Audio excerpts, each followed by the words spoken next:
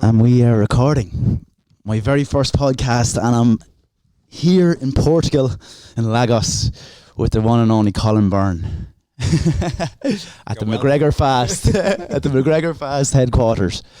And it's an honour to be here, and it's an honour to have Colin as my first guest, a man who I'm friends with now about 2 years as part of the McGregor team. So yeah, Colin, how's it going? How are things? Fantastic. Good. Things are fantastic. Pleasure to have you as my first guest on the E-Train Win. It's about time you came. Yeah, it's about time. So I suppose, Colin, we can start off with a bit of your background, who you are. The first thing there, which was we had a little issue with the car, the SD card. So we were setting up this. It's the first time setting up this mixer. It's a pretty fancy looking mixer, right? I had to go all out. And you put in the card and it was asking format and it wouldn't work. So what's cards fail all the time. Absolutely. Generally hardware doesn't, but SD cards fail. And I just saw you asked me, did you have one? I said, yeah. And you look surprised like I had an SD card. And it all goes back to when I was about 8. Right, yeah. And I lived next door to me grandmother's in Crumlin. Right. And this Canadian lad came over who was like some relation, cousin or second cousin or some shit like that. I don't know who he was. Anyway, we got word there was a Canadian next door. And when I was a kid, America was up on this. Sorry to upset all you Canadians. We put them all in together, like Americans and Canadians. And it was on the pedestal, like the fashion, the clothes, the style, everything. Because we didn't have any of that kind of stuff, right? We barely had McDonald's. We didn't have like all the stores. Like you go anywhere now, it's exactly this. The shopping centre is the same as the mall. It's the same shops, same everything. But then it was all this, what you want. You're inspired to have all this shit, right? This kid arrived in, and he was just like cool kid, right? And he was a few years older than me. I must have been about 8 or 9. I'd say he was probably 12, 13, but that's a huge gap when you're a kid. Yeah. He was big, Yeah. I was always the smallest kid. So I kind of looked at him and thought, wow, this is great. This one has actually arrived in the house. And he came in and he was hanging out with me and he was like, do you have any music? And I was like, yeah. What sort of music do you like? And I was into Elvis. I was a big Elvis fan, right? And I had a load of cassettes with Elvis on it. And he goes, heavy metal. And I didn't even know what the fuck that was. And I was so like disappointed with myself that I couldn't keep him happy. Yeah. That I said, that's never ever happening again. You wanted to impress. That's never happening again. Yeah. So generally, I always have 2 of something, right? And I kind of like overpack in case somebody needs something. Well, that was a good call with the card, I'll tell you that. Yeah. But it's always one of those things. It's just, it was just one of those things that afterwards I thought, never happened. It works well. It works well. Saved the day. I suppose landing here in Portugal and Lagos and seeing, because we spoke a lot about this facility and what it is and what it does and what it represents. And I've seen the videos, the YouTube videos, because Colin has endless YouTube videos and these things available if you want to subscribe to his channel. And it's fantastic what you do, like in terms of like showing people, I think, the culture and who you are and how you train and how you do things. It's really fantastic to see. But landing here and now that I'm here, it's like it's a museum slash gym slash kind of like a big representation of you, I feel. Would that be an accurate description of this place? Very simple 1-syllable word describes it. It's a dojo. Yes. Well, we got lost in the Americanisms of it's a gym. Yeah. And I've fallen into that myself as well. It's not a gym. Yeah. Gym's a place you go lift heavy things, drop them on the floor. This is different. It's got a little essence to it. It's got a personality. It's got a vibration. It's got history. It's got all the people that have been through. Yeah. You know what I mean? It's got its own little entity. Yes, absolutely. So it's a dojo. It's the simplest way. There's a vibe when you come in here, isn't there? There's a vibe of success and champions, of course, but like there's a vibe of hard work. I hope that's not the vibe you get. That's the vibe. Because it's kind of like when you see the magnificent cake. Yeah. You admire the beauty of the cake, not how much work went into it. Very good. Yeah. If you know what I mean. Yeah. So if you look at a cake and it's beautiful and all you're thinking was, Jesus, you know, you're missing the actual essence thing. of it. Yeah. And I think when I see people come here, I remember what it was like to come here first. So I was here about 6 years and I hated the place. Wow. Fell out of love with it. Life is like that though. You get these fluxes where you're on and you're off. You're not always on. You're not always off. Most definitely. And you've got these little in-between spots as well. And after about 6 years, I just hated the place. And hate's a very strong word that I don't use anymore. Yeah. But at the time I did. And when people come with fresh eyes, I remember why I came here. Yes, yeah. And it's not one of those spots that, like, there's a lot of places you go to, like New York and all these spots, and you go, wow. And it's like meeting an old friend. You've noticed all the places you've seen all your life on TV and video and movies. Then after a while, it just becomes a little bit hollow, right? Yeah. But this place, I find, it's got it's a soft landing. Yeah. It's got personality. Takes you a while, just, you know, the region itself, like Lagos and the Algarve, it takes you a while to realise where you are. Yeah. You get in first and it's going like, oh, yeah, okay, yeah. And then 2 weeks in, do you know what? This is fantastic. It's like back pain. I've got this horrible back pain. It's fucking killing me, keep me up all night. At you for years and years and years. And then one day someone says to you that you haven't seen in a year, how's your back pain? And there's a pause. Oh, that's actually gone. You didn't even realise it. Yeah, I didn't realise it. Didn't even realise it. It's just that. Yeah. And was it like a goal of yours to own a gym or dojo or somewhere like this? Did you visualize owning a place like this ever? And no, because you're obviously always or have been into training, right? Because your background is as a cyclist, and then you went from the cycling into MMA or mixed martial arts, or what exactly was that background, or how did you develop into this person that you are today, and this, you know, gym? How did this all come to the fore? In a sentence, and then I'll give you the long answer. The sentence is show up, be consistent, and put the work in. Yes. Yeah. And that's it. And do you think a lot of people beat around the bush with that these days? Well, they like to talk. Yeah. And not do, and procrastinate. And I fall into that category too, but I recognise it. Very good. And that's the difference. I think a lot of people don't recognise where they are in life or what's available to them in life. I think a lot of people, they have one little part of life that they're stuck in. Yeah. Because it's easy.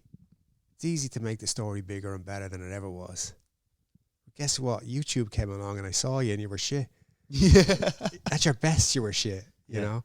Yeah. So I think there's always room for improvement. But I think from an early age, I was always into sports. From an early age, I hung out on down Patrick Road and we played football against the gate.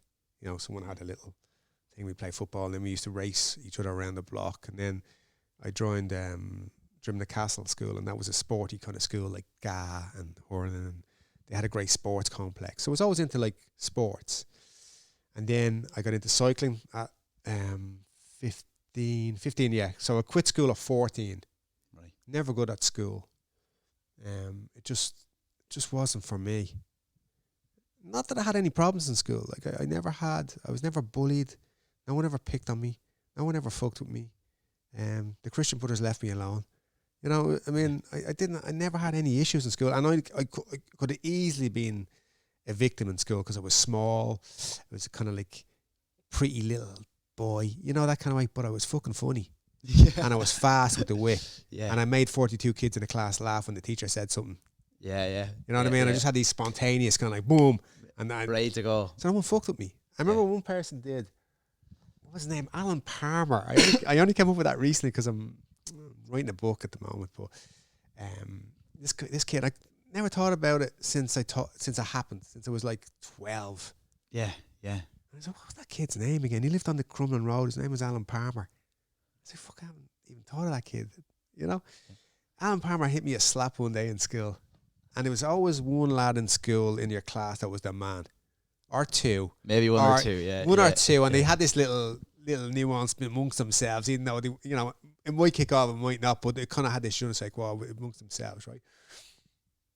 Anyway, I got this slap off your man. They found out about it, and the guy was held down while I had to hit him. I didn't even want to hit him, but like, there's no one fuck with the guy that makes everyone laugh here. Yeah, you know what I mean? yeah. So that was it, And then I just wasn't academic. It wasn't for me. I used to daydream all day, looking out the window, fantasizing about life and whatever, just gone. And did terrible in exams, and just I'm not good at reading the book, memorizing the book and writing it down. Yeah. It's not my forte. Yeah. And some people are, but I'm not academic. And my father was a painter, and his father was a painter, and his father was a painter, and his father was a painter. In fact, You followed suit? it was kind of like one of those things that there's in Audience House Church in where the old wall of the city of Dublin is. There's a museum, and in there is a what's it called? It's a guild, and the first guild of painters and tanners. You know what a tanner is? No. They take hides off animals. Oh, yes. Okay. Yeah. Yeah. And they were linked together in this tanner and painter guild, and my family started that. Wow. So it was kind of like it was going on. So it was a case of like, at the time there was the inter-cert and the leaving cert. I don't know what the fucking mid-cert now when you're 16 is called. Right? Junior cert. Junior isn't it? cert, Yeah, right? yeah. So there was those two things, and you could leave after the junior cert or the inter-cert at the time. Most kids didn't, but I don't think anyone in my school actually went to college. Take the apprentice route, or just leave. Yeah, just fuck off. Yeah. Yeah. Nobody went to college then. Like, very rarely. Yeah. It wasn't the kind of thing, whereas now you got school, you finish your leave and you go to college, Nearly right? compulsory It's now, compulsory, yeah, right? yeah, No one yeah. just like, what's wrong with you? Yeah. So I knew when I was doing the leaving cert at like 17, I would still go and do an apprenticeship at painting. Yeah. But So you still did. You still finish school and everything like that, even though you hated it. I didn't hate it. All right. I just wasn't for Academic. me. Yeah. Yeah. You know what I mean? It was just like, it wasn't my vibe, It was just, So when did you first find your vibe? Like, was it in sport? Was it the cycling? I say last week. Good things come to all those that wait. Right? Yeah. No, like, it's not a case of like, when did I find my vibe or that. Like, for instance, I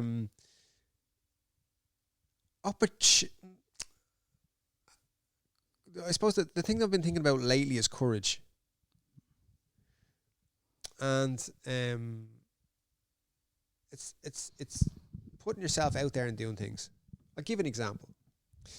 I have no problem walking into any place where there's a class on of anything. Could be salsa, could be jiu-jitsu, could be rock climbing. Walking in with a bag, getting changed, and being in front of people that I never met before, and making a fool of myself, being a beginner. Yeah. I have no problem with that. Being a beginner. Being a beginner. Yes. Yes. I have no problem with that, and I embrace it. Whereas a lot of people don't have the courage to do that. Yeah. And it doesn't matter what you're doing. It doesn't matter. Just start it. Just start it, whatever it is. Yeah.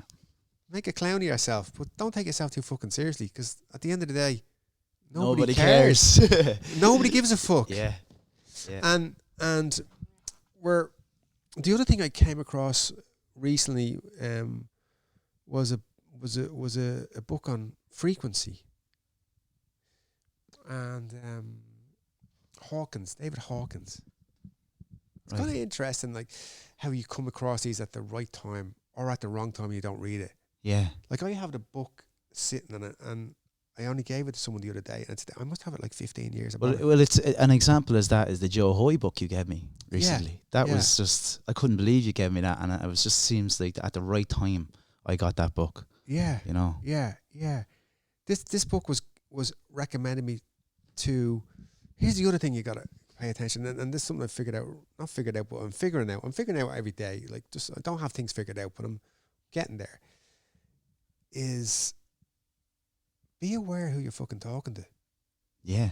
Don't take it for granted that the guy sweeping the floor is a fool. He might 100%. be Jesus. Yeah. Yeah. And that's not in a religious context. Yeah. That's in a sense where he might be the Messiah. But your ego overlooked him because he's just sweeping the fucking floor. And the guy that recommended a book that this year's been very profound in my life. But one of the things that came at the right time was this book by a guy called David Hawkins, and it was called Power versus Force. And I kind of like, I recognize power and I recognize strength and force and the difference between the two. And my old ninjutsu teacher, Brian McCarthy, we trained in this dojo and I had pillars. And he used to say, see those pillars? Very strong. They hold up the whole building, but they have zero power. Yeah. Nice analogy, yeah, for sure. So, there's a guy, RL. When I got here first, I was kind of like, no one wanted to train, so I had to do other shit, right? I opened up this fucking dojo. It's like, great place. And like, everyone wanted to go for dinner with their grandmother at 8 o'clock. It's not a culture of training. No one wanted to train. Yeah. So I ended up doing many different things in order to keep the lights on. One of those things was I ended up managing a nightclub. As you do. Actually, you'll see here in in Pride of Luge, this beach club, right? If okay. you look at my Instagram, you'll see a picture of this guy with fluorescent. That's me covered with body paint with fluorescent lights, and I'm the manager of a fucking nightclub, right? But I met this guy, RL, big Romanian lump of a guy, big block of a fella, and he came with the security company, and we got on. He ended up being me doorman, right? So we used to have a little thing, and we used to do little gigs together. And he's just a big, intimidating dude, you know. I just needed one of him. That was it, right? So RL is just a big lump of a doorman, right? Yeah. Which is, you know, the typical. Sorry, you're not coming in tonight. You're big, and you listen to what he says. But he's a grunt. Yes, yeah. But I assumed he was a grunt. You know what a grunt is? Yeah, it's it's described in Platoon very well. A grunt. It's an army term for the guy that goes and cleans up the mess afterwards. Yeah. You know, when all the bodies are there, he kind of drags them all off. You know what I mean? And if he gets shot, well, so what? He's the grunt. He's the grunt, right? Yeah. And RL comes down this year actually and says he's been doing this, listen to audiobooks, and he's come across this book you should. And he was the guy that the last person I would have thought would put me onto this book, the Frequency book. And I got it on audiobook and I ran through it in about 2 days. And it put a lot of stuff together for me. Like, because it had a lot of different bits. It's like MMA. Multiple you different train Muay Thai, disciplines. you train jiu-jitsu, you train boxing. But at some stage, you just got to do MMA. Yeah. But if you don't, you're just doing multiple different disciplines. And it doesn't really connect. And same with like lots of different things going on and doing lots of different things and trying to go out and turn up at the class where I'm making a fool of myself and try and spread out and find out where push myself into those little sharp edges. And then I always knew people had a frequency. So you're on the same wavelength as me. But I just thought that was like, you're tuned into 98 FM and I'm tuned into 98, somebody else is tuned into 104. And do you know what I mean? I just thought it was that. Yeah. I didn't know there was an elevation of consciousness. Right. I just thought it was a number that you're on, I'm on. He's on, he's on. It's not that at all. Yeah, that's what I would have assumed. That's what I would assume too. Yeah. Like, for instance, concrete has a frequency. Glass has a frequency. And I give an example of concrete has a frequency. You know the oil rigs? Yeah. You know how to get them out, don't you? No. Do you ever put a cup upside down into water and the air holds it up? Yeah. They basically do that. They float them out. So there's 3 legs or 4 legs or whatever, and it's concrete, but it's circular. And it just floats, and then they pull out the plug and it goes down. But in the concrete, inside, they have air. Yeah, but they also have a dampener. Do you ever see on a piano, the little pedals? Yes. That create a different sound. Yes. Well, Reverb and so on and exactly, so forth. right? So on the oil rig, it has a dampener because if the frequency of the wave matches the frequency of the concrete, it will fall apart. Wow. Example of that would be, there's a very old classic black and white piece of film, and you've probably seen it. It's of a suspension bridge in an earthquake, and there's a car on it, and it's going like this. Looks like spaghetti. Yeah. That's not the earthquake. That's the frequency of the waves from the earthquake hitting the bridge. Wow. Wow. So with the David Hawkins book, just to get back to that, there's higher levels of frequency. Lowest being shame, highest being enlightenment, God, Jesus, Buddha. The lower frequencies are emotion, and only at frequency of 200, a courage, do you start to head towards enlightenment. Wow. So these are characteristics of people, and everyone shows them because without knowing. You're an emotional person. Yes. You're a low frequency person. If I'm lost in grief, apathy, fear, regret, it's a low frequency. And it's not attractive to anyone. No one can pick up that frequency. Shame. Yes. Jesus is watching you playing with yourself. Shame on you. Shame on you. Yeah. Actually, I was at a seminar of my good friend, I'm going to name drop here, Ido Portal. Right? Yes, yeah. It was, me and Ido got on great. He was one of those guys that I didn't expect I'd like him. Right, yeah, I just thought, like, who's this fucking bit guy? like me, the culty. Well, that's it. And first time I met him, he walked into the house and immediately we were friends. And I don't make friends easy. In fact, there's a load of barriers you got to get through. Well, he walked in and was like, and we speak kind of a lot. So do you believe that the connection with people would imply that all these people are on the same frequency as you, or you attract that frequency, or they attract the frequency to you? Is there like a crossover between what you're saying there? No, this is not about you and everybody else. This is about you. Yes. So I'm not looking to attract other people. Yeah. I'm looking for enlightenment. Yeah. You're just doing your thing. I'm driving the bus. Yeah. So my life is, I'm the bus driver. I'm driving the bus. People get on and off at the stops. Some people get on longer. Some people get off. But I drive back to the depot and park the bus on my own. That's my life. Yeah. I'm not looking for a busload of people. And I think that's important for people to understand, because when you're driving the bus, you're in charge. I have to be. Yes. I have to be in charge. A lot of people probably don't take that seat. Would you agree with that? Good. No, as in general, they don't take charge of their life. I'd say 90% of people don't take charge of their life because they're lost in that lower frequency. Yes. They're lost in apathy. It's like that song I sent you. Yeah. One Night Stand. and the line in it is, there's a band called The Aloof. Yeah. And there's a song called One Night Stand. And the start of it is a doom, doom, doom, doom. This like monotonous, draggly, ball and fucking endless beat. And then this beautiful violin comes in. And then you just hear the guy singing, this black dude singing. And it's kind of like, you know, I'll say I see you soon and I'll give you a call. I hear the door slam and feel nothing at all. You know, another one night stand. Yeah. Just apathy. Nothing. I feel nothing. I feel empty. I cut myself to feel alive. It's a loss and an emotional. Absolutely. Whereas to all you need to get past all that, I say all you need is courage. Yeah. Courage. And then up from that is acceptance. Acceptance of who you are. Acceptance. It doesn't have to be you. The world's not about you. Yeah. Just accept things. The opposite to acceptance is denial, or, well, not the opposite. The other alternatives is denial or avoidance. You avoid the situation. Oh, why me? Why is he hitting me? Oh, poor me. Yeah. Accept it. Deal with it. Get on with it. Life is like that. And actually, I came across a book, I didn't know, the Koto, Japanese book by a guy called Miyamoto Musashi. Do you know who he is? No. Died in 1651. He sounds like an emperor or something. No, he was a Ronin. Ronin's like a samurai without a master. Killed his first man at 13 years of age in the samurai kind of era, and killed 61 people in duels. Strategist.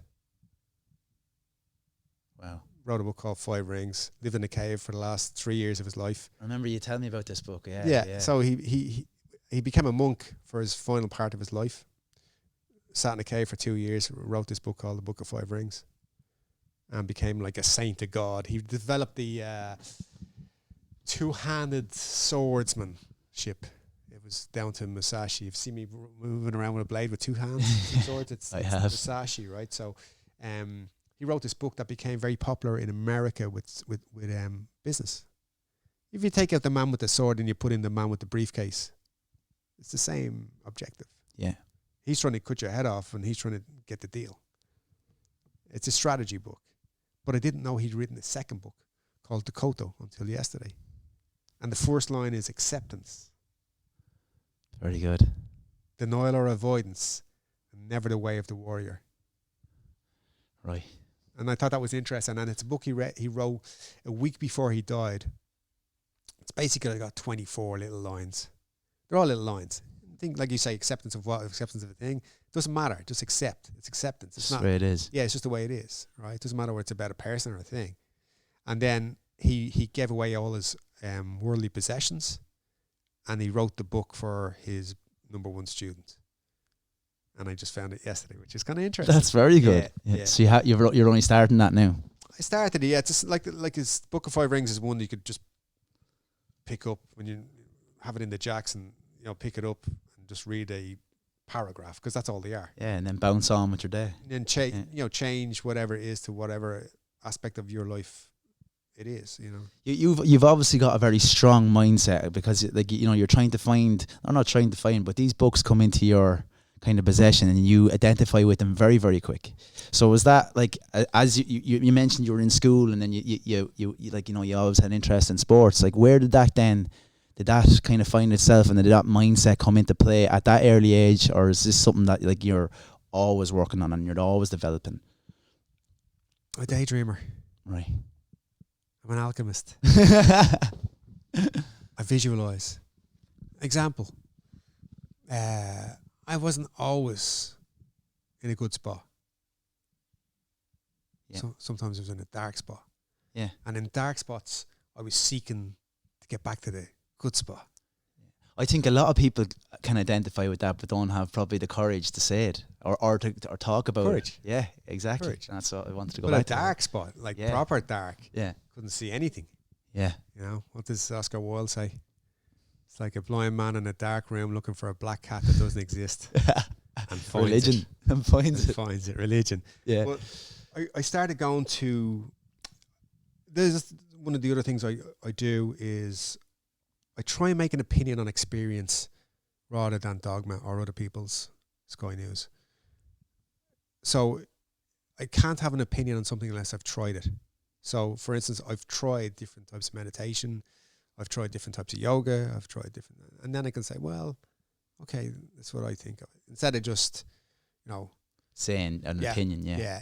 I hate this or I hate that. And I've actually tried it. Yeah. This is what I feel. Well, it's not for me, Yeah. So I remember going to a group meditation class in Tony Quinn's, actually. Tony Quinn's? Yeah.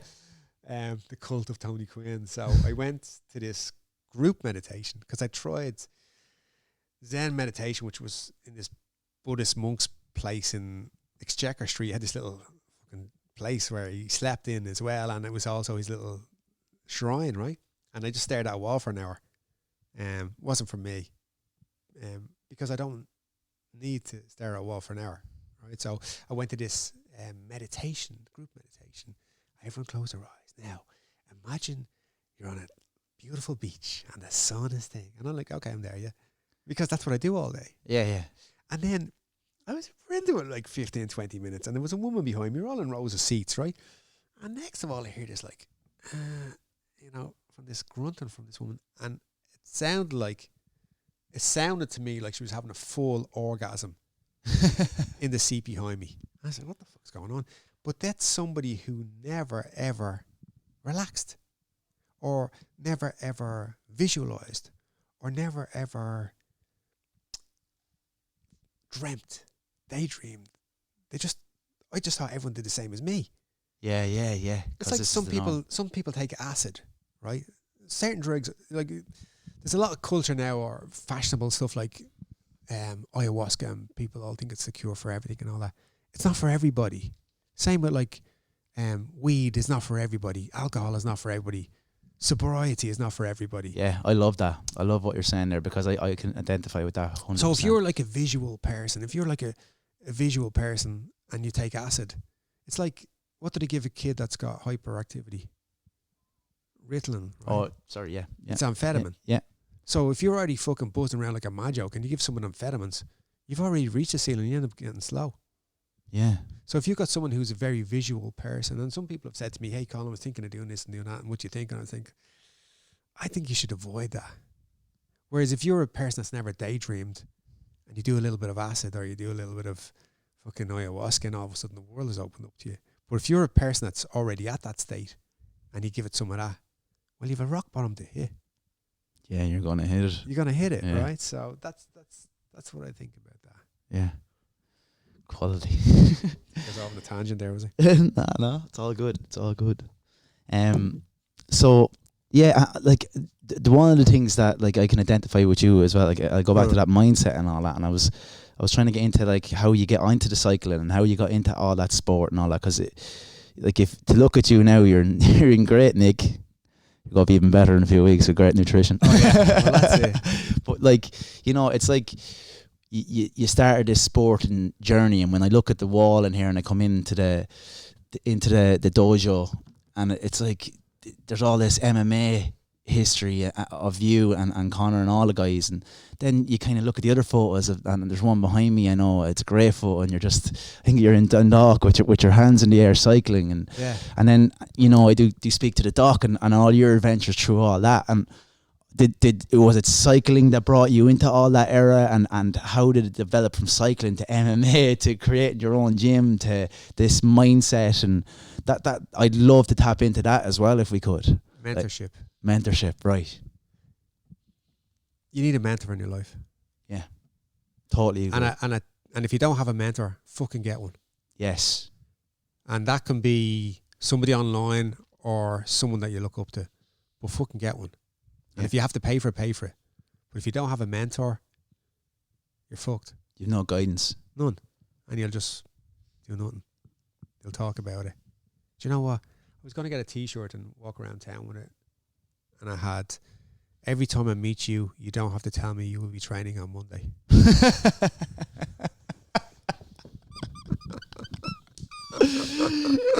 We should sell them then. Yeah. It's up there with my own Black So What t-shirt. Seen that one, have you? I walked out to that. My last MMA fight, I walked out with I'm Black So What on my t-shirt. Yeah.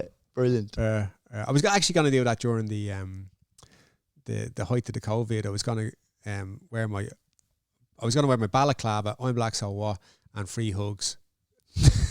And put that up the camera, see what happened. Yeah. Here's the thing. So I started cycling because the guy next door to me, John Sheen, had a little garage next door on Old County Road, and I was on Bangor Road, and he was always in the garage at night. So I'd come in and the light would be on in the garage and the door would be open and he's tinkering around with bikes, and I always liked bikes, and I used to drop in and hang out with him. You know what I mean? And then we'd do a little thing, and you know, and he'd be showing me. Then he's like, you should get in. And I had this like racer, you know, like I don't know what fucking sort of racer it was. I saved up and bought it from Ted across the road. They had a bike shop on Old County Road, and I thought I could race this bike because it's a racer, but it's a different animal. You know what I mean? It's like buying a fucking, you know, your Opel Astra GTI and wanting to drive Formula 1. You know what I mean? It's fast. No, it's a different animal. So John got me bits and pieces for a bike. He got me a set of wheels. See, actually, at the time, there was wheel builders. There was 2 wheel builders in Ireland. So you bought the hub, the spokes, and the rim, and you brought it to the wheel builder, and he would build it in 6 weeks for you. Build your wheels. Build your wheels. My God. Art. I never even knew art. that. Now they're all just made in a fucking machine somewhere, right? But these lads were just art. There was 2 of them, and there was one that you really wanted to go to, and you had to wait 6 months for him to build a set of wheels. Yeah. And those things would last. It wouldn't fucking, nothing would happen to them. You go through a fucking, And they would be fast? they just wouldn't break. Right, yeah. You don't want to, fast is different, but you just don't want your wheels to break, right? Right, okay. Or get loose or whatever. So John got me a second-hand frame. He brought me around, got me all parts of a bike, put a bike together for me. and got me into the Irish Road Club. He went to the meeting and got me in. He was in Bray Wheelers, got me to the Irish Road Club. They're based up in Tala. And then we used to, that winter then, you'd go out on these spins and it'd be like, say 60 lads would meet up in Tala and you'd be all, you know, going up the embankment and riding on for hours. And there's two lads at the front and they stay at the front for maybe 5 minutes and the guy rolls over and someone's up. So you're chatting to somebody every 5 minutes, you know, as it rolls through. It changes. Yeah. So then it's all questions and answers. So then you're kind of like talking to people that you don't know, old or younger. Well, not younger because it was 15. And then you're learning about the sport over your 3 hour spin. And you're learning, and it's this little apprenticeship that goes on in that. While you're doing the sport. Wow, right? Yes. So it's not like MMA, it's just you go in, knock the shot every two and go home, right? So it's very hard to like, you'll see a lot of them don't know anything about anything apart from training. They don't know about eating or food, or whereas I had this 3 hours every weekend to talk to these guys, and then you'd meet up with other guys that were further down and you're the road. creating a network and so on and so forth. Yeah, and then what happened was I started racing, and I was working and I was doing my apprenticeship and I was racing, and it was just my every thought was racing, if you know what I mean. I was into it, but I was terrified of it too, because I was afraid of crashing, and then you start crashing, then you get used to crashing, and that's kind of, I know I was a little bit small as well, like for my age. So 15-year-old me was, and a 15-year-old other guy was, you know, he's a little bit more hormones than me. Yeah. Right? Because you were the smaller individual in school. Exactly, and all that, late to develop, right? So I was just like, if I finished the race, I was doing good. So it wasn't great, you know? Yeah. And then, you know, you go through your junior and all that, and then I started riding senior. And then that's when I met Julian Dalby, the doc, Jules, right? Doc. And Jules was this kind of like unique individual. He was the first guy to have Lycra.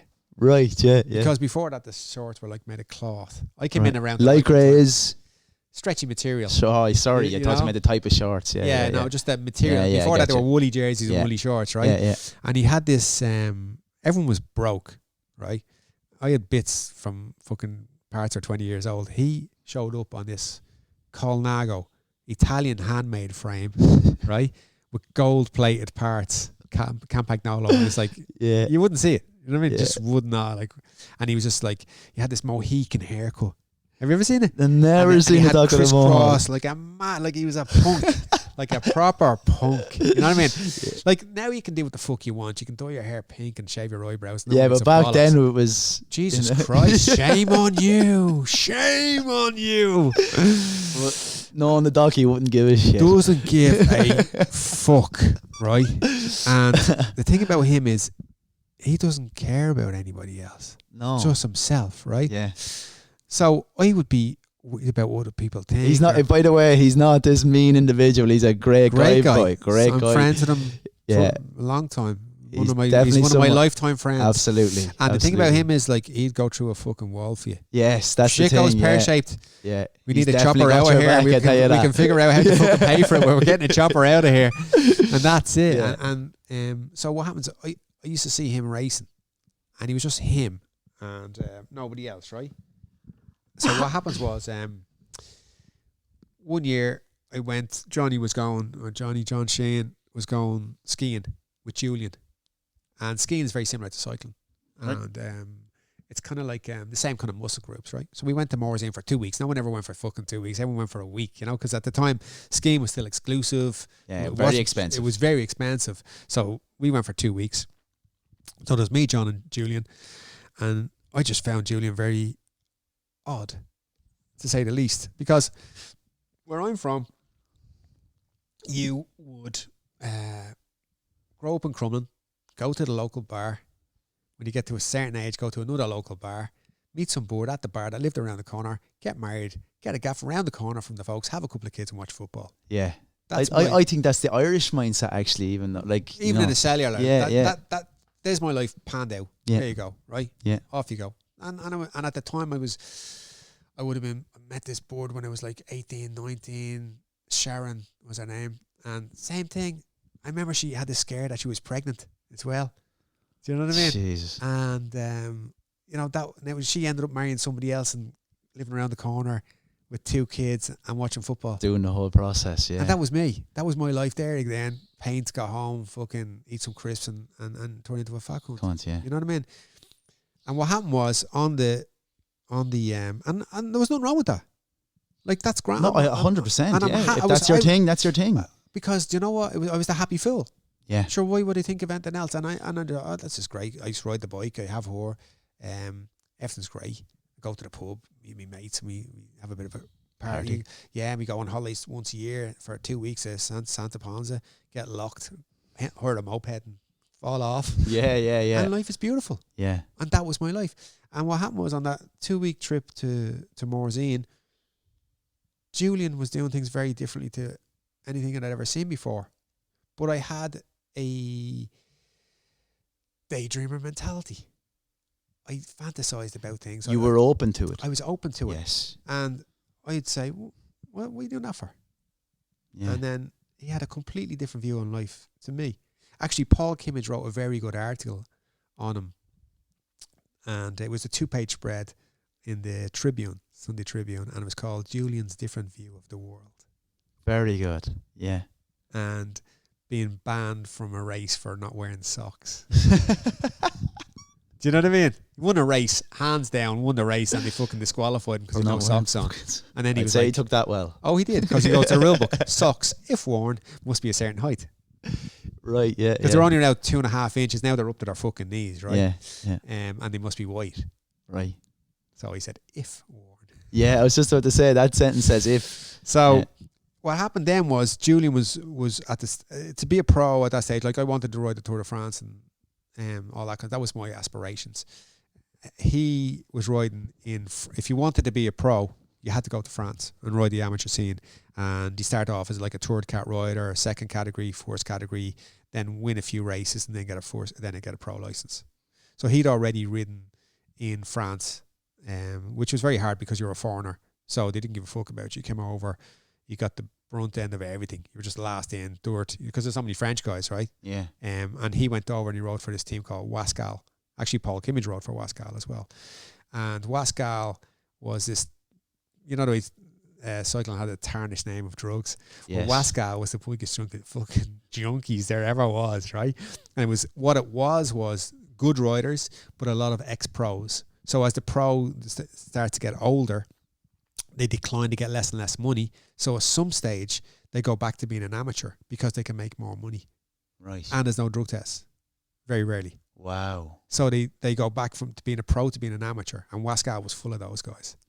And obviously the drug scene was around back then. What was there nutrition? Was there nutrition protocols? Did you kind of go along with like any science, or was it just hearsay as like, okay guys, eat your carbs now, or was there any process to that? Here's the thing about cycling, and it gets a bad rap, but it's the most organised sport there is. You've got 100 years of data. Like, you know, the Tour de France didn't even stop for World War I or World War II. That's amazing. I didn't know that. No. And they nearly stopped it for COVID, but they got on with it, right? But like I say, at the start, I got educated on the long winter spins when I was 15. Yeah. Everyone collects data. Now you see everyone's got a power meter, got a pulse meter, and millions of guys doing it. And there's data on everybody, even the teams. Before they go on a bike ride, there's a meeting about what the objective is. Everything is planned out. Like, if you want to see how an ultimate athlete is, get into cycling. Yeah. You know, forget about the drugs. Like, these guys, people want to think they could do what everyone else does. You know, I could do that, but they're all on drugs. Listen, on your best day, with all the training in the world, with all the drugs in the world, on his worst day, with a fucking COVID virus and a flu, and an impending divorce, they would piss on you. Yeah. It's like the difference between a guy that's 7 foot tall throwing a basket into a hoop and a guy that's 5'9". It's just genetically on the outside you can see it. Yes. Whereas those guys have massive heart and massive lungs, you just can't see it. And that's the difference. Yeah. So people give it a bad rap, but as an established sport, as an organised sport, it's around a long time. Yeah. But what happened then was, on that ski trip, Jules was going to go to a place called Guadeloupe, and John had been there with him the year before. And Guadeloupe is this Caribbean island that's still owned by France. So it's France, but it's in the Caribbean. And they have a big cycling scene there. So I said to Jules before he went, I said, listen, any chance of getting me a place on the team? I said, look, I'll pay for my flight over. And I thought it would be a good thing to do. courage. Absolutely, it's courage. And I was 19 at the time. And he said, I'll see. So he went away. No internet, no mobile phones then, right? So I got this handwritten letter from Jules in pencil that I still have. I found it there recently when I was trying Brilliant. to going, come on over. They will, if you pay for your flight, they'll look after you when you get here. That's it. That's all Happy I've got, days. right?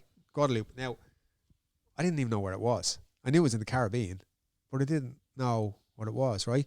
So, go to work that day. I was working in Clondalkin in, what was the name of the company? A guy called, I was spraying furniture at the time. Ashdale was the name of the company. I haven't thought that in a while. Seamus O'Brien. The old mom used to call it fucking hell. I used to work for this guy, Seamus O'Brien. It was at Doss House. And I used to have a spray booth, and they used to cut up all these MDF things. It was horrendous. It was a great job, but I knew I could only do it for a certain amount of time because it's so unhealthy spraying. Yeah. And then they were chopping MDF all day. It was just, the whole place was full of MDF dust. But you were probably in there thinking about cycling, right? Yeah. Yeah. And I loved coming in the next day and feeling the finish I got from the spray. The Very gloss, good. right? Yeah. So I used to come in the morning just feeling, that's good. And that used to start me off. Got the letter from Julian, and I went into work and I said, look, went into the office. James, how you doing? I'm leaving today. And that was that. And he goes, How did that feel, saying that? Were you, like, was there... were you afraid because you're leaving? Because a lot of people, I feel, they don't like leaving what's comfortable. Like, and you, like you said, you had the holidays going and all that. Yeah, well, the priority was cycling. Exactly. So it was like, you've given me like more jellies. Yes, you know what I mean? The yeah, priority was cycling. Here's someone give me a green light to do more of that. I was like, the job was never like, for instance, the job, I was always late. I was never early for. I was early once and I cycled around the block till I was late. Yeah. In all the years I painted, I was never early. Ever. Right. I might have been on time. Never early. I'm not going to give you that extra 5 minutes of my day. Yes, yeah. Yes. Keep it for myself. Yeah. And they brought in this fucking clocking machine before I left, right? Yeah. And they got this new manager who ended up robbing the place, right? And he was meant to be this fucking guy who worked in the States and all that. He reefed the fucking place out. And they put in this clock machine. So he said to me, hey Colin, you want to have a meeting with you? We're doing this like clocking machine thing. Now, if you're late 5 minutes, we're going to dock you an hour. So I said, okay, I'll just come in an hour late. And he couldn't understand that. But I was always 5 minutes late. Yeah, so why would I not come in an hour late? Exactly, he just couldn't understand the mentality. But I just thought, like, fuck it. So anyway, I said to Seamus, I'm done. See you. Thanks very much, boy. I don't know if I worked that day. I might have. I don't know. Anyway, I had £800 before the punt, when it was punts, right, in my account, and I went into Dorset Street, and there was a travel agent because there was no online, right? So I went into a travel agent, ticket to Guadeloupe, please, one way, and it cost me £740, and I found a receipt as well. I had 60 quid in my pocket, going to a place that I had no idea where it was, what the story was.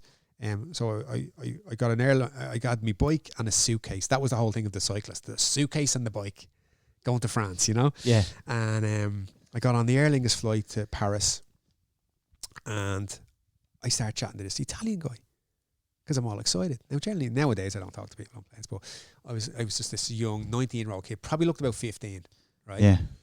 I started chatting this because it's an adventure, right? Yeah. You know what I mean? Yeah. And I said, I'm going to Guadeloupe, and he was like, oh, I was there. Right? What's the chances of that, right? And he was talking about the Shabines. Shabines are like a mixture between Indian, black and white. They got green eyes. They're like goddesses. And they're in a particular part of the island. And he was talking about lovely. So that was a conversation. Flame ends, everyone stands up, and this old boy behind me, you know, in middle-aged guy goes to me, don't mean to be rude, but I overheard your conversation. And he says, fair play to you. I said, I would have loved to do something like that when I was young, and I regret I never did. Wow. That was the conversation. Wow. And then I got to Paris, picked up my bike, picked up my bag, and they upgraded me to first class. I didn't even know. You know what I mean? Deadly. And it was just that. And then I got But that would have gave you more courage then. Like, you know. Yeah, because, but here's the other thing. Sometimes you don't take the compliment. That's a very good skill to learn. Yeah. And I people will give me compliments and I just like, yeah. I'm the very same. Yeah. Sit and listen to the compliment and take the compliment. Take it for what it is. Yeah, my brother's always preaching that to me. Like, and it's very important. Give yourself because a pat in the back when it's right to do, though. Yeah, but it's also people are very quick to fucking slag you. Yeah. So if someone genuinely has something good to say, just stop for a minute and listen. Definitely. You know? But when I got to Guadeloupe, here was the funniest thing about Guadeloupe was everybody was black. Yeah. And you were shocker. Yeah, because you're from Ireland and not used to seeing that at that time, right? Is that one of the reasons? There was Phil Linna from Thin Lizzy, and my babysitter, Kamala Das. That I fell in love with. Yeah. I had a black babysitter. She was like 6'1" with an afro and was a model and used to wear platform shoes. Very nice, yeah. And that was it. So I'd seen black people, but when I got there, it was the roles. Like the taxi driver was black. The guy flying the plane was black. Everyone was black. Yeah. That's all I saw. Yeah. And what I got there was and here's how the place went. Julian was there to meet me. It was about an hour late. And I get there and there's a guy with him and he just goes, shake the guy's hand. Because when you meet people in Guadeloupe, everyone shakes everyone's hand. It's just like here as well. Not now so much with the COVID, but everybody, when you meet someone here, everyone shakes everyone's hand when you meet them and when you see them go, and then you kiss the girls. That's just the way it is here, right? Same there. So we get in the car and we're driving to the gaff and I said, who's this guy? And he goes, I don't know. What do you mean you don't know? And he goes, well, there was a funeral and someone died and the 2 team cars were busy and no one could go. And I just walked out of the house and stopped the first car. I said, listen, there's one of the guys coming for the team from Ireland. Come to the airport with me. And he did. And that was Guadeloupe. And here was the thing about Julian. In Guadeloupe, Julian was a different character to the guy in Ireland. In Ireland, he was this misfit. He was this oddball. He was this kind of like just Ronin, going around on his own, doing his own thing. In Guadeloupe, he was hilarious. And he was a god. The doc. Everybody knew him. He was a superstar. And they all call him Dolby. Right. Now, if you call him Dolby, he'll fucking punch you in the face. But in France, they give you the second name first. Right? It's not an insult, right? So everywhere you went. And then when I got there, they all thought I was him. Right? Now, I don't look anything like the doc, right? But we're 2 white boys. Right, yeah. Riding for a team. And the setup was, we rode for a team called PDC in a town called Monolo. And PDC, the biggest thing on the island was cycling. So at a race, you would have 2 live radio stations, TV that night, headlines of the papers the next morning. Wow. Like, he was a god. Like, everywhere we went, it was Dolby. I went out trying the first day and people were beeping their horns, waving at me and all that, because he was going over there winning races. And then he was doing interviews and he was hilarious. And he was this other little character that he embraced there. Yeah. And then the other thing was, I didn't speak any French. And no one spoke any English. Nobody. Wow, so there's a communication barrier as well. Well, when we got there first, they bring us out that night for dinner. And everyone's chatting and I keep going, what are you saying? What are you saying? What are you saying? What are you saying? You know, it's my first time away, properly away. And like, what's going on? What's that? You know, and he goes, if it's important, you'll find out. And that was one of the things that always stuck with me. And it's like he puts things into perspective very, very quick. And with this, I'm getting on to the point of the subject, which was another one that stood out was, we were cooking one day and I dropped the plate on the ground and I immediately rushed to pick up the plate. Clean her up. Yeah. And he just went, have your dinner. It'll be there when you come back. Yeah. Because I came from a household where my mother would be edgy. Same as. Yeah. Like cleanliness is next to godliness. Yeah. All that stuff. And that's, you clean it up quick. Yeah. Well, that's shame, isn't it? Yeah. The lowest of the frequencies. Yeah. And Julian became like a mentor to me. Right. In a roundabout way, where I learned in those. I was there for 3 months. He was there for 6 weeks, and then he left, and I was on my own for 6 weeks. So he kind of became a mentor to you without you knowing probably that because I'm still that crumbling kid that was gone, and all of a sudden I'm in this other spot, Yeah. And What the fuck do I do here? they speak French. It's a whole different culture. It's a whole different thing. Yeah. You're at this kind of like godly status straight off the bat, and he was kind of like running the show. Yeah. And like basic things like learning how to cook, learning how to eat. Like where did they learn how to know about nutrition? Yeah. And the guys are walking encyclopedia. He had one book with him, which was an encyclopedia. But he could tell you, like, if you ask him, what's that word mean? What's apathy mean? Yeah. And I go, well, it's kind of like if you kind of like, he'll just give you the definition. Sentence for sentence, like, yeah. Word for word. So I was like, for me, like, he puzzled me. He made me think outside the box. And it's the first time he would have been the guy that got me, even without, it's just he did things so different to me that made me think, like, oh, wow, how is, do you know that movie Fiddler on the Roof? No. Can't say I do. Masterpiece of a film. It's a musical. Right. And there's a guy called Topple is in it. And he has all these situations that arise, like his daughter he wants the best for his daughters. He wants them to marry the best, and she falls in love with the butcher. And he didn't want her to. And then she comes and she says, "Father, I want to marry thing." And he's like, "Oh," he goes nuts. And then he goes away to think about it. But on the other hand, he loves her. Yeah. You know what I mean? So there's always two sides of the story. And if you're always stuck in that emotional state of like reacting emotionally to things, you're never going to understand what's going on. Yeah. You need to think outside of the box. And I came from a society, a little pool of Lower Crumlin, where everything was emotional based. Everything's just reacting to things like, the team's after fucking losing, sack the manager, you know. Yeah. You know, this type of shit. That's a bad point, you know. yeah. Muck, you know, it's just that. Whereas he was doing things like completely different to anything beyond my realm of possibilities. And that started me down that track of actually just thinking about things. And then when he left, I had 6 weeks or 8 weeks on my own with no language. So I learned French in 6 weeks because I had to. Why did he leave? I think he went to, I don't know whether he went to France or he was riding for another team. Oh, okay. I just stayed. Yeah. And did you stay and train, or what were you doing? No, I was on the team. You were on the team. So we raced every weekend, went training with the team every day. They'd just pull up because we stayed in the house that we stayed in was the clubhouse, basically, right? So every Monday there was a meeting, and if there was anything in the town happening, the whole fucking town comes in. Right. Okay. So our house became a fucking meeting place every Monday, and then every other day, then the team car would come by with all the riders. We'd all meet at the headquarters, which is where we were living, and it was basic to say the least. Like no glass in the windows. Wow. Had slats because it's so hot, right? Yeah, of course. And then you had a mattress and a sheet, and you had a cold shower, a tap, bit of a kitchen. And the training process then, were you training a lot? Were you eating to complement that training? Yeah. Like, so how did all that work over there? Like, did you come in, Julian showed you, okay, here's what you need to eat now? Because this is new, you're coming in, am I right in saying that you're coming in new to this team? Yeah. And you're learning kind of as you're going as well, similar to when you were on the bike when you were 15, you're learning with the group going around the States and whatever. Yeah. You're learning as you're going here, right? So how was that? Like that must have been... There was no class. Right. Okay. So for us, you're going to meet people or mentors in your life that are going to show you the way. Yes. And you're going to get different teaching aspects. And then there's other ones that were just doing their own thing, and you either follow along or you don't.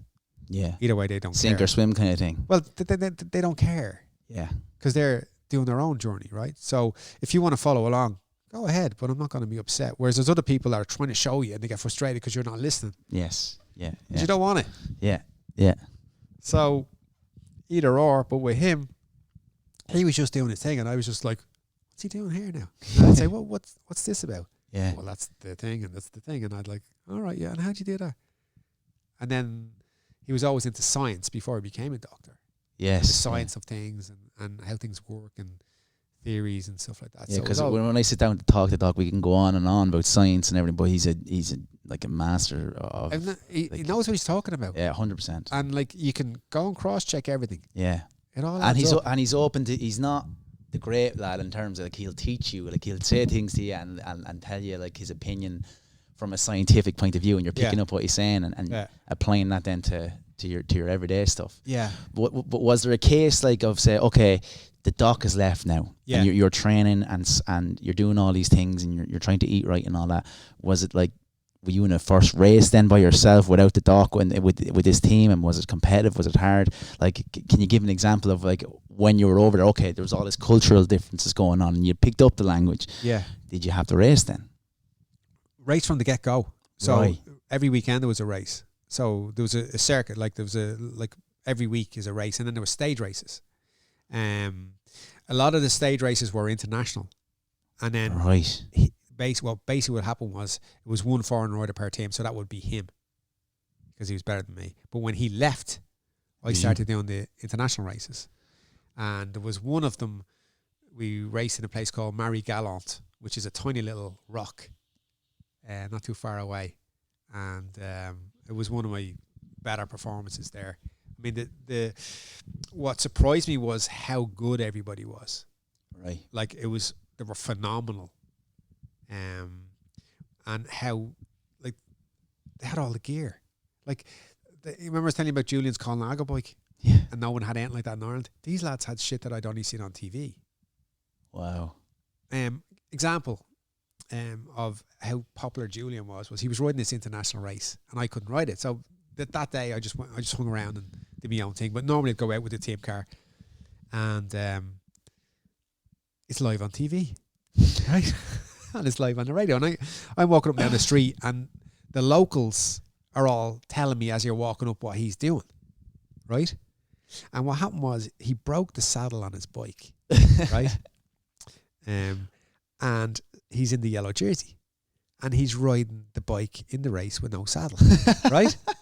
Now the team car goes up the road, goes to a bike shop, and they run in, and they grab a bike. And they tell the guys, Dalby needs a bike. He's after breaking his bike. Right? Not a bother. Like, just grabs a bike, runs off. Because we had a guy called President Gamma, who was the president of the bike team. And people referred to him as the president. Even when we went to different islands. Wow. Like, just a different status, right? Yeah. And then you see the video, I'm walking up the street going to another place. And next of all, I go in and here he is. And they're after giving him the bike in the race. So switch bikes. And he's riding to catch back up again. And the price tag is flipping in the wind of the bike. And that was it. And they gave it back later on. Yeah. Fucking And did he nuts. catch up? Of course he did. Did he win the race? Of course he did. He's a god. You know what I mean? But it was just And bananas. it just adds to the story, doesn't it? Well, look, there was another time we did this stage race, another international. I think it was the same one, actually. He was in yellow. What they used to do is have these prologue races. So the start of the race, to get someone in yellow, you give these really short time trial. Yeah. 5 kilometres or 6 kilometres against the clock. And then the winner that starts the stages, the longer days in the yellow. It's his forte. He always wins them.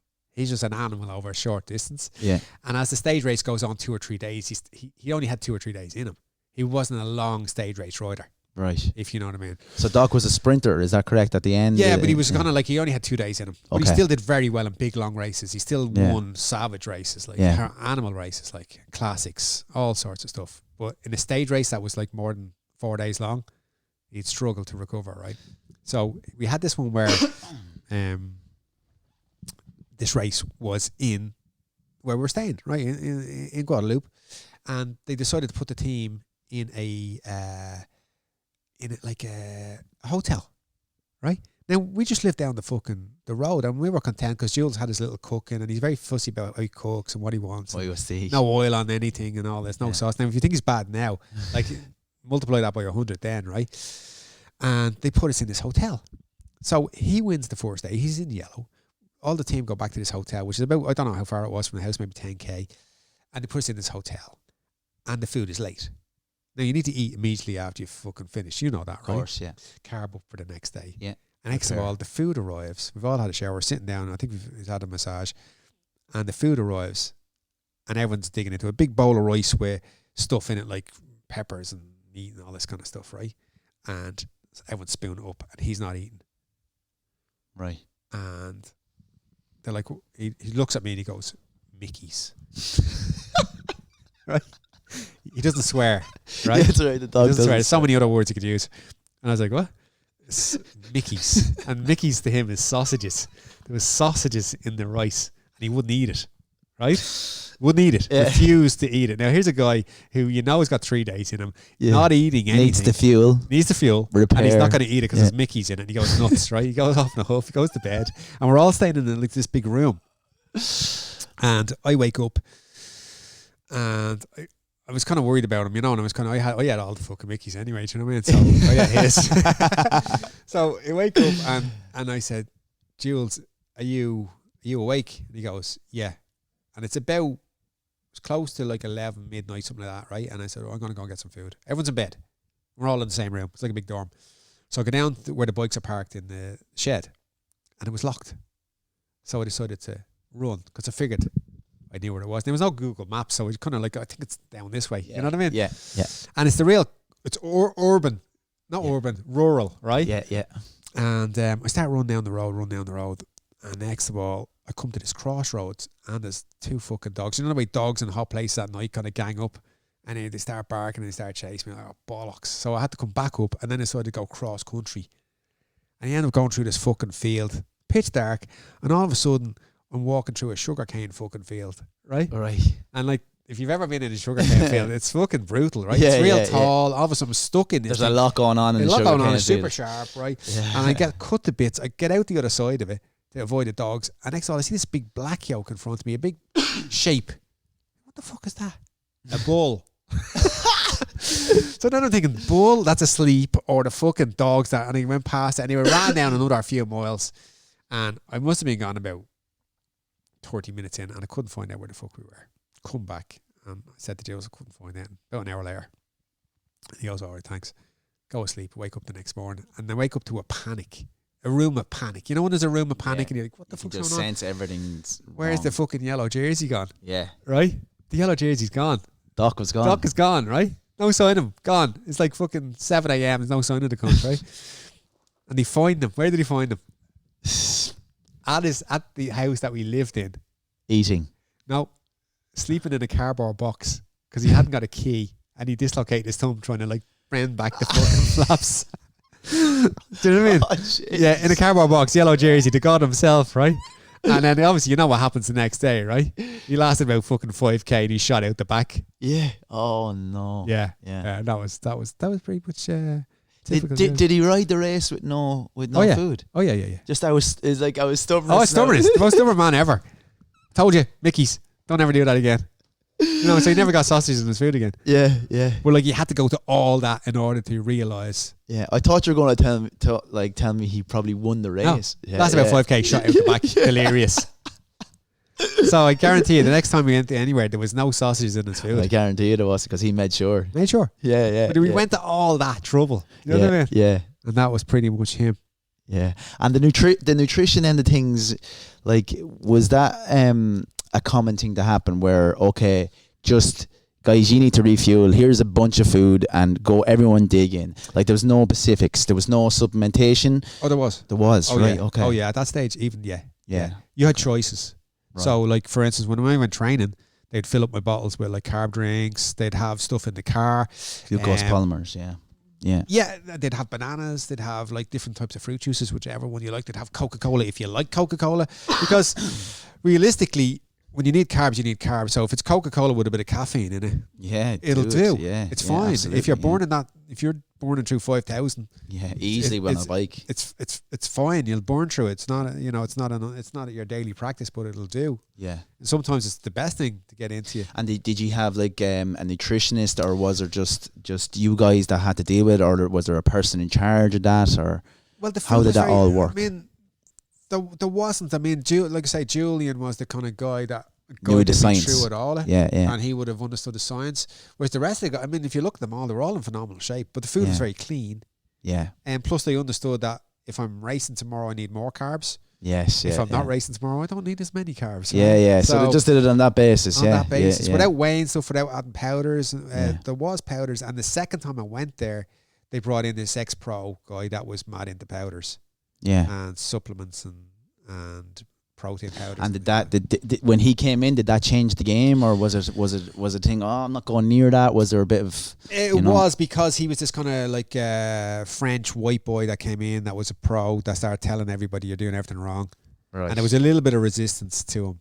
I imagine did the dog resist that or accept him or what? Resist. It doesn't play the game, right? So it doesn't engage. Yeah. No engagement. Yeah. So, I mean, that was. And that how was did you settle with that? Did you take on what you said? Because I got really sick you obviously you had that open mind, you know, that like yeah, you know. but also I was easily told what to do. Some people can call that like you're a good student, or some people would call that a submissive, because I would have had a domineering mother, so I would have been a submissive type of a person. But if you go through life as a submissive type of person, you'll never have any courage to do anything. So at some stage, you got to revert back to being a dom, the sub and the dom. But it's realizing, because remember you mentioned that at the start of the podcast, like realizing where you're at and realizing that was going on and having the courage then to step out of that. Yeah, but that only comes from self-reflection, right? Right. And being honest with yourself. And on the other hand, I am being a cunt. Yeah. Do you know what I mean? Yeah. At the other hand, I am being a selfish prick. Yes. On the other hand, I know I am right. Are you? Who's the benefit here? Are you doing it for them or are you doing it for you? It's like the beggar. I lived in a Muslim country once, Senegal. Wrote for a team there as well, right? I'll get onto this in the next one. Fantastic. The guy, Stefan, was the manager of the team. And we were out one day with Stefan. There was beggars everywhere, like in Africa. And he gives some money to the beggar. And then, now, here's the thing. You do things all day under a guise of your culture. But when you see someone with a different culture do the exact same thing under the guise of their culture, you don't recognize it's exactly what you already did. But you didn't realize it. But he gives it to you straight. Yes. So I said to him, why did you give the money to the beggar? Because we just wouldn't give any money to any beggar when we were in Africa, because we were fucking baroque. Yeah. I was really begging yourself. I was drinking tap water. I was homeless there one time. But he gave the money to the beggar. I said, why'd you do that? And he said, because Allah would have seen it. It's not about the beggar. The beggar is nothing to do with the game. The game is Allah seeing him do that good deed. Good deed. He's just irrelevant in the story. He's just the beggar that plays. He's the pawn. I'm making the move. He sees that. I get a step further to enlightenment. Yes. So he's not doing it for the beggar. He's doing it for himself. And if you look at people from our culture, from Irish people, why you give money to the beggar? So you feel a little bit better about yourself. Absolutely. Why is he sitting on the floor? So he's submissive to you. Yeah. And you stand down above him and give him the money. There you go, boy. But it's not for him. It's for you. Yeah. So you feel better with your conscience. But the reality is you hope the big man's looking at you. And yeah, it is. And I think that's the truth of them situations. It actually is the truth of them situations. Obviously, it's nice to give and help out people, but are you doing that to help that person out or are you doing it for yourself? Well, here's the difference. You know, karma. Yes. So what's karma? Well, when things come around that you were meant to, that I suppose I would define karma as, okay, if there was a wrong thing done, eventually it will come around. Okay, we'll finish on this one, right? Because I got to do something, right? Yeah. Karma, I used to always think was, you do something good, and good will come back to you. Yeah. That's not karma. That's favor. I'm doing it for a favor. I give you a lift to the airport. You owe me a favor. Yeah. Karma is also what you think. Okay. There's a great line from a U2 song. Don't believe in murder, don't believe in rape. Every time she passes by, wild thoughts escape. That's karma. You could be the best guy in the world out there and you're kissing the babies, giving money to charities, doing all that stuff.